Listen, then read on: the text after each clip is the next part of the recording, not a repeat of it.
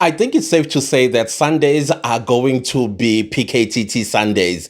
And I remember very well when Tlantam Kwanaze was asked, why on Sunday did you drop bombshells on South Africans? And he said, yeah, I needed you all nice and sober. Because if I had done it on Saturday, y'all were going to be on a groove and you'll be drunk and you will not even hear a thing that a tornado had passed. You will just see damages. You'll be like, what happened? What happened? So I realized that I have not touched on current affairs that are happening in South Africa in a hot minute because we needed to be soldiers, guys. We needed to be on the ground fighting and defending the honor of our country and the beauty of our nation, the Rainbow Nation, because there are some forces that are trying to overtake, erase us, and also distort our history. And that is not going to happen on my watch. I am so sorry.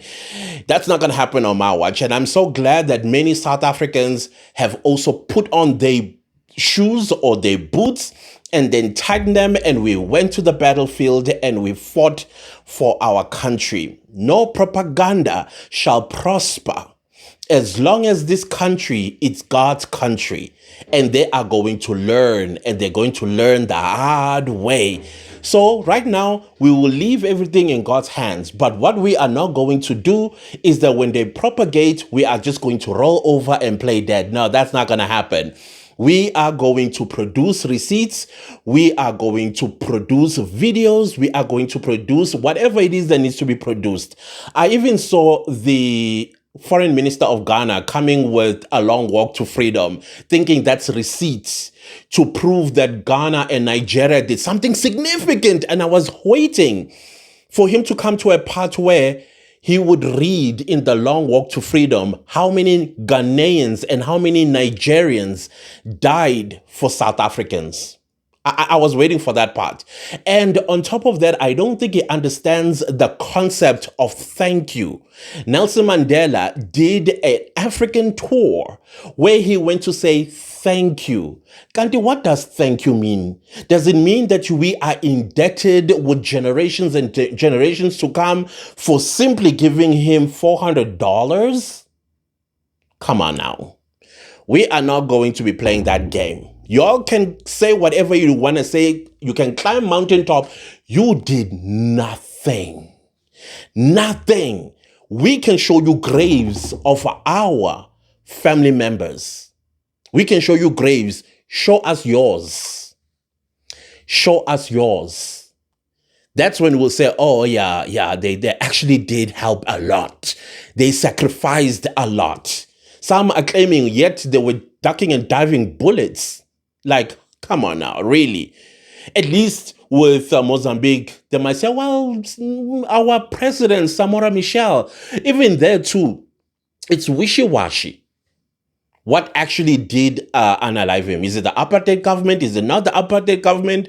So they can't necessarily claim 100%, but we know the role they played. Oh, they did play a role, Mozambique. I'm not going to downplay that. They played a major role. So anyways, let's talk about some juicy tea that happened in Houghton in Johannesburg, where General Khan allegedly was arrested. Well, it's not allegedly because he is arrested. He was arrested. Not only was he arrested, now General Khan is the head of crimes intelligence. And then there was a Hawks boss also that was arrested yesterday by the name of Ibrahim Kadwa, if I'm not mispronouncing his surname. What are they arrested for? Or they arrested by the PKTT. You know, that one that sends Mkunu on the 31st of December 2025? Is it 2025? Yeah. Is it 2025? Yeah, 2025. 2025, no, 2024, sorry. Ooh, it's a lot going on in South Africa. Yeah, December 2024, he tried to topple the PKTT, and now it's starting to reveal why. Because slowly but surely, things are getting revealed. And now, the biggest question that South Africans always ask, myself, I've always asked this question for years. The existence of Zamazamas, come on. These are not just people coming from Lesotho and wherever else, just hop onto or under an old shaft and start mining remaining rifts of gold without having somebody with money or somebody with influence or somebody with power have not hired them to go and abstract the rifts of gold that are left behind. And where do they sell this gold? And secondly, where is the intelligence in all of this?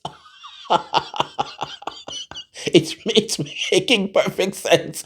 Because when you're a crimes intelligence boss, operative words here, crime intelligence boss. The very people that are supposed to be intercepting this type of business are the ones that are involved, allegedly, in that. And when the police did the raiding at first, allegedly the police or the PKTT got the wrong unit in that fancy apartment building. They got the wrong door number. And when they got the wrong door number, I don't know, I guess Mr. Khan, he was in his apartment, but I think he saw what was going on because there's action going on and there's drama. So he refused allegedly to open the door, and he said he can only do so when his attorney has arrived. And I thought to myself, so nice to be a person that can misuse and abuse your power. You know, when you're in this position, is that you must always protect your office. Your police officers are outside. They are coming to raid. They are coming to make an arrest to protect the office that you are serving on. You're supposed to open the door. You're supposed to hand yourself over. I mean, you know this. Everybody knows this. That you do not resist. How imagine a ordinary South African coming to get arrested and they say, hang on a minute, don't do anything yet. I need to speak to my lawyer. What is your lawyer going to do? There's a warrant and there's a decision. You just have to hand yourself over because that's what your lawyer is going to tell you. Your lawyer is going to say, yeah, go with them. We'll see each other on Monday. Or I'll come later. But it's Sunday. You can't do what you call this thing, consult. I don't know. But there's another thing that I also noticed, the pattern. Even though I get it. Do it on Sunday, please, when everybody's sober. But why not Friday? Oh, the weekend in South Africa starts on Thursday. Because, ordinary people get arrested on a Friday, so they spend the weekend behind bars, and then Monday they go to court. But no, keep it on Sunday. Keep it on Sunday. They are quite entertaining, I must say, because you get this sense of satisfaction. So now, allegedly, what was found, according to the reports that I was looking at, allegedly diamond, gold, and some other precious metals. And in my head, I'm like, wait a minute. When it comes to diamond, don't we have this thing called the Kimberley process? I know the Kimberley process is about conflict diamonds and things like that. But isn't there some sort of certificate that you need to have to prove that these diamonds are not from a conflict area? And then I just also remembered, you remember Pete and that lady, Pete and Mel Fillion in the United States? They are accusing the police in Miami that the diamonds got stolen and some couple of other stuff worth, I think, $300,000 all in all. And then I was like, okay, wait a minute. So let's pay attention and zoom into the diamonds, because you cannot travel with diamonds without that Kimberley process certificate. Did things change somewhere along the way? What's happening? What's going on? And I know that, I don't know if we still have diamonds in South Africa. I doubt it. But where did these diamonds come from? And where did they get them illegally? And why they are in possession of state resources, because diamonds are state resources.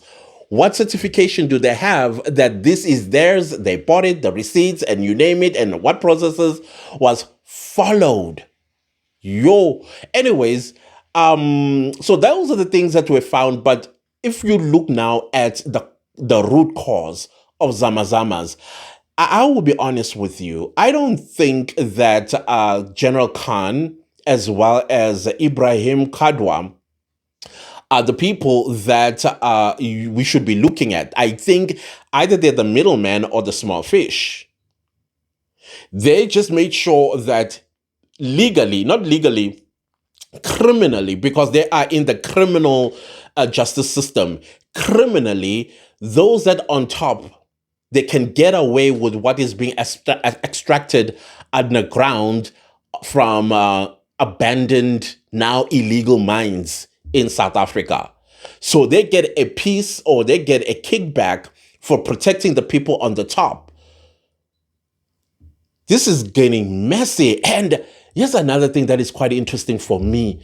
I think Nhlanhla Mkhwanazi knew about all of this. It's just that he did not know how exactly to hold these people accountable. I think he's always known about this, and he's known who are the people responsible for the Zamazamas' existence and why South Africans are in the firing line with Zamazamas, especially where an unmined gold reef, for example, like what's going on, where's this area where people had to now flee their homes and now it's housed in a community hall. Why? Because I think underneath there is a gold reef that is untouched, or some remaining before the shaft was closed many years ago. So I think what we are dealing here with is the middlemen, but mostly those that protected the criminal aspect of it, so that these mineral resources, they managed to, basically they opened a corridor. No questions asked, and if anybody asks questions, and then maybe they even open a case, those dockets were going to get lost and nobody's going to be held accountable and dragged to court. That was their job. Somebody up here, who are those people? And I don't think we need to get to be rocket scientists to know who these people are, Luthuli House. I don't think it is something that we need to guess a lot about. I don't think we should, go too far and wonder who are these people that are responsible for Zamazama's existence in our country. A lot of politicians. Oh, a lot of politicians. And I think Nhlanhla Mkhwanazi is going to be going after them. Hopefully, out of these two people, and I can tell you, one of them is going to sing like a canary. One of them. Now, the question is, who is stronger than the other? Who do you think is going to sing first, Kadwa or Khan? Who's got more to lose? It's going to be interesting. I'm salivating already. So it's becoming quite obvious why PKTT needed to go. And not that Nhlanhla Mkhwanazi did not have all this information. He had this information. He knew who to go for and was collecting evidence on these people.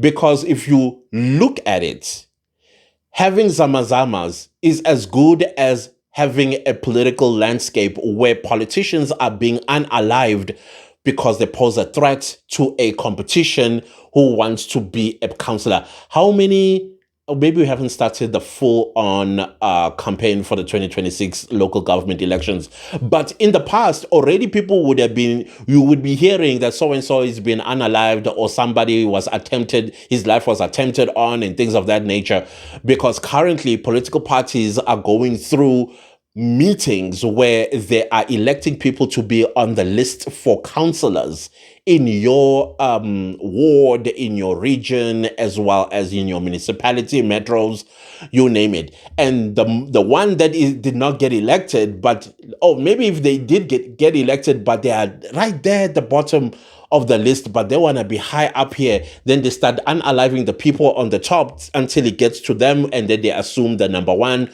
or number two or number three or number four spots.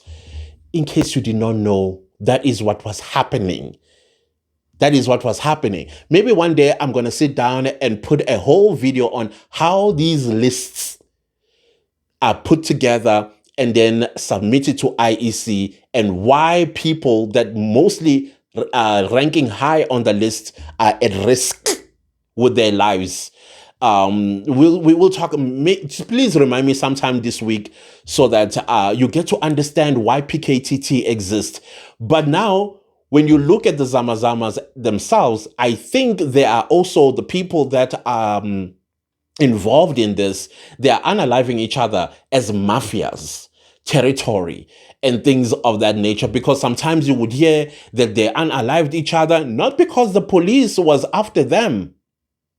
And if you remember also when they got stuck underground and then Chabedi said we'll blow them out of the hole or something like that, I'm paraphrasing, and somebody somewhere screamed, the Human Rights Commission.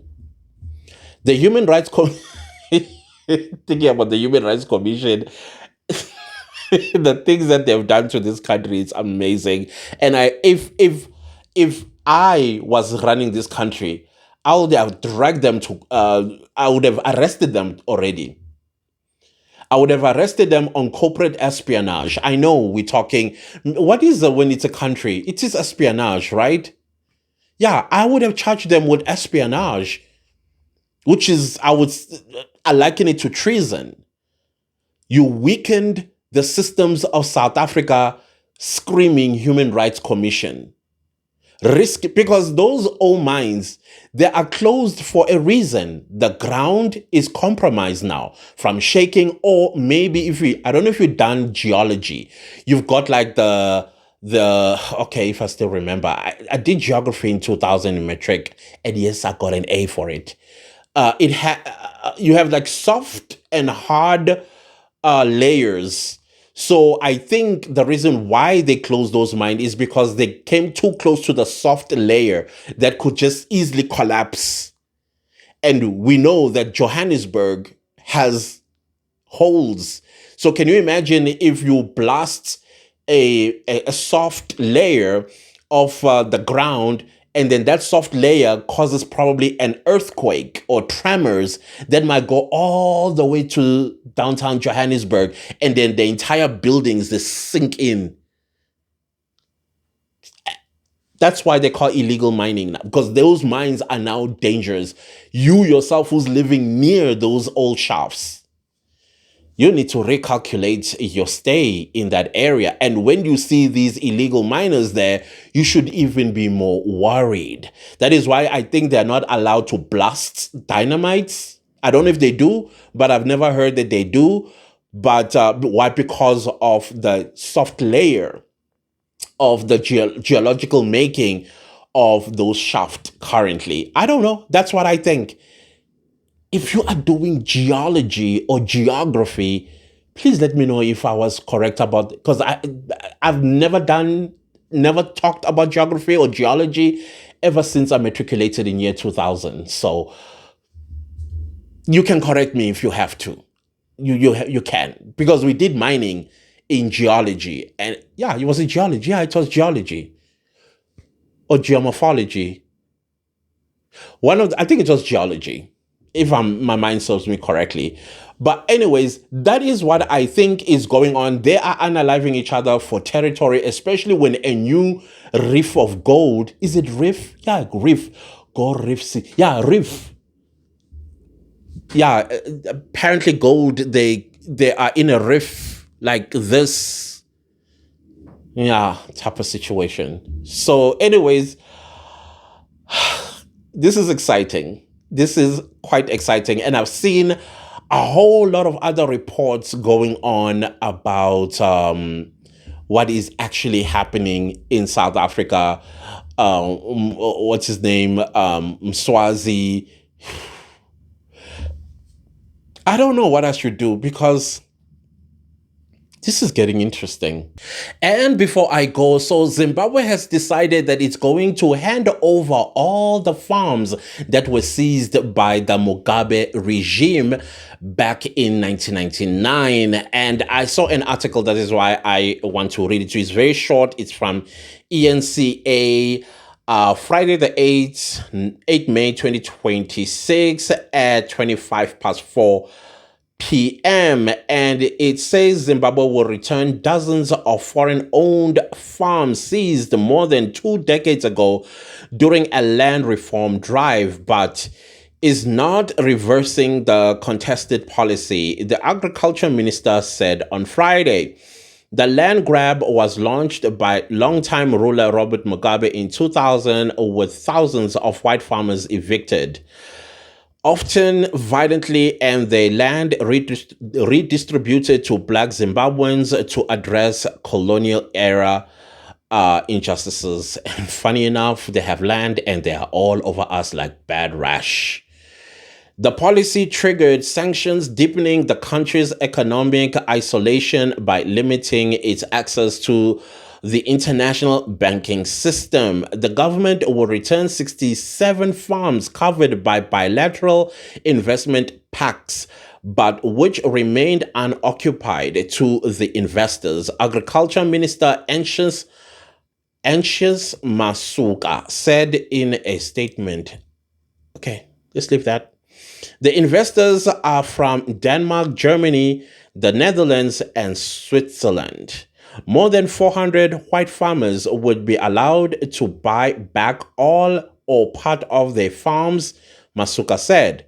A further 840 farms belonging to black Zimbabweans will be restored to their owners, he said. Land was a core grievance against the heinous and minority settler oppressive regime.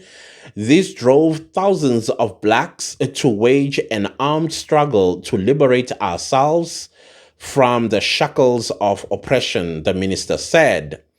Now the people are with their land and the land with its masters. Land reform is therefore irreversible. Critics have dismissed the announcement first made in Parliament earlier this week as government flip-flopping. Social justice activist Tendai Mbofana told AFP that Zimbabwe's land policy has been driven by political expediency, characterized by a jarring disconnect between its revolutionary rhetoric and its pragmatic concessions. In 2020, Mugabe's successor, President Emerson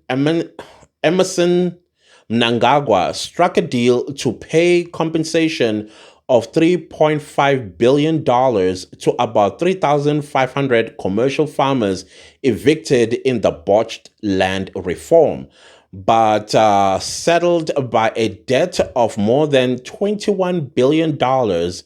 Zimbabwe has struggled to honor the commitment. In 2023, it changed the offer to 1% in cash, with the remainder in US dollars. Denominated Zimbabwe Treasury bonds with 2% interest. Zimbabwe is seeking to repair relations with Western creditors through an arrears clearance and debt resolution process. Once renowned as a breadbasket, the Southern African country now suffers from chronic food shortages. So there's a lot of mix. I don't know, it's like a rainbow to me about this announcement. But whatever it is, Zimbabwe needs to get itself back on its feet.